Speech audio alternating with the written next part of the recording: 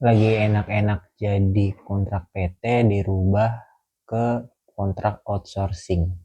Iya sih. Jadi teman-teman di sini kalau misalkan perusahaan tuh ada dua tipe untuk perpanjangan kontrak. Yang pertama ada kontrak PT, yang kedua ada outsourcing. Dari saya sih pendapatnya ya emang hak perusahaan juga gitu untuk mengubah yang awalnya kontrak PT pindah ke kontrak outsourcing gitu.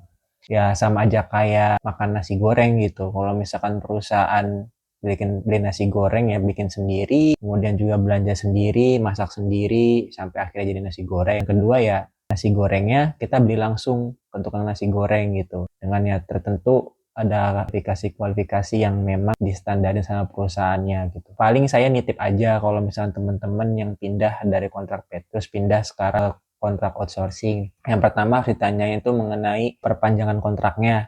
Nah, di sini perpanjangan kontraknya maksudnya teman-teman itu dimulai dari nol lagi atau mungkin lanjutin dari kontrak sebelumnya. Misalkan teman-teman udah 2 tahun atau 1 tahun di kontrak PT dipindahin, jadi mulai lagi dari 1 tahun tersebut atau bahkan bisa jadi teman-teman balikin ke nol lagi gitu. Itu harus ditanyakan. Yang kedua itu mengenai kompensasi. Karena kalau misalkan teman-teman udah berhasil melewati masa kontrak di PT, ya harusnya teman-teman dapat kompensasi tersebut gitu. Jangan sampai teman-teman jangan sampai kalian capek-capek untuk perpanjang kontrak di PT, terus karena mungkin udah 1 tahun melewati masa kontraknya, teman-teman nggak dapat kompensasi gitu. Itu harus ditanyakan. Yang terakhir tuh pasti benefitnya ya, terkait THR atau misalkan bonus itu bagaimana sistemnya kalau di outsourcing gitu. Kadang-kadang juga ada sih beberapa potongan kayak misalkan nanti nggak dapat uang lembur. Kadang-kadang juga sih ada sih kayak misalkan pengurangan gaji atau misalkan ada bonus-bonus yang tidak dapat saat yang mungkin awalnya kontrak PT menjadi outsourcing gitu. Itu harus ditanyakan juga ya teman-teman ya.